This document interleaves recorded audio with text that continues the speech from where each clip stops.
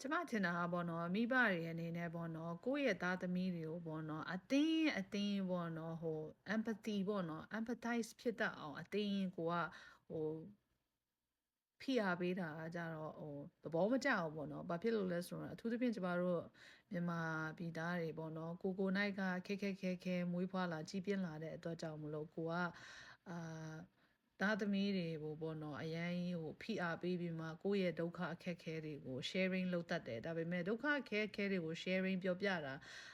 ကောင်းတယ်ဘာဖြစ်လို့လဲဆိုတော့အဲ့ဒါတွေကကြတော့လူတစ်ယောက်ကိုစာနာတတ်အောင်တနာတတ်အောင်မေတ္တာထားတတ်အောင်ပြောပြတာတင်ပေးတာဟုတ်တယ်လေနော်ဒါပေမဲ့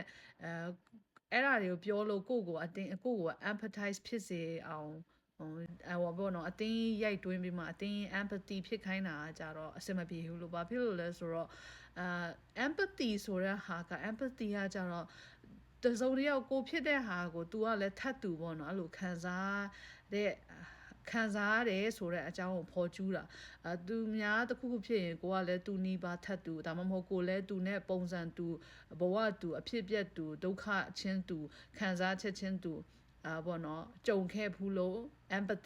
empathize ဖြစ်တာဆိုတော့ကိုယ်ကလေးတွေရဲ့အလဲမှာကြတော့ဥမာတို့မြင်ရောင်ကြည့်လို့မရတဲ့ခံစားကြည့်လို့မရတဲ့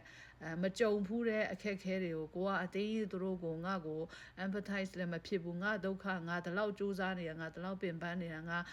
တောင်ပေါ်မှာတည်းမှာတောင်တက်ပြီးမှဒီလောက်ရှာဖွေကျွေးမွေးခဲ့တယ်ဆိုတဲ့ဟာကိုအသေးရိုက်တွင်းပြီးမှကိုပေါ့နော်ကိုရဲ့ emotional ကိုရဲ့ဒုက္ခကို empathize ဖြစ်ခိုင်းစေချင်လို့အတင်းရိုက်တွင်းတာတော့ဒါအဆင်မပြေဘူးလို့ကျွန်မပေါ့မြင်တယ်ပေါ့နော်အဲ့လိုအတင်း empathize ဖြစ်ခိုင်းမဲ့အစားပေါ့နော်ကိုယ့်ရဲ့သားသမီးတွေကို be more compassionately နော်